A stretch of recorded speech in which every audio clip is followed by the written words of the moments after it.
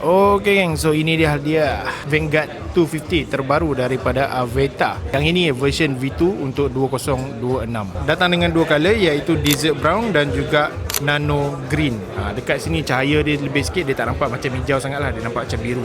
Okey, so yang pertama of course lah dia punya automatic windshield. So, yang kali ini dia datang dengan electronic windshield.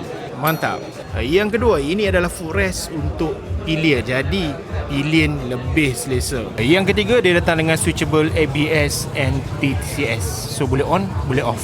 Okey, so yang keempat adalah new handlebar button. Yang ini yang baru.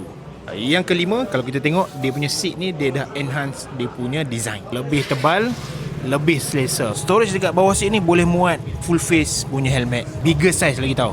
Suspension belakang pun dah baru geng. Yang ini senang nak tune.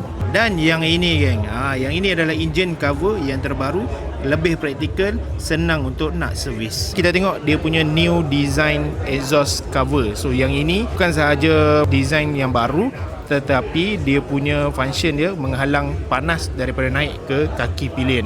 Dan yang terakhir, dia datang dengan 7 inci screen TFT. Memang lawa geng. Okey, so itu saja 10 newly upgrade pada Aveta Vanguard 250 ni. Mana pengguna-pengguna Aveta 250 yang sebelum ni puas hati ke tak puas hati dengan motor? Dia punya spek enjin semuanya sama, ada upgrade feature saja. Harga masih lagi sama, RM16,688. Jadi cuba komen dekat bawah. Harga dia masih sama tapi dapat 10 upgrade terbaru untuk 2026. Cuba komen dekat bawah.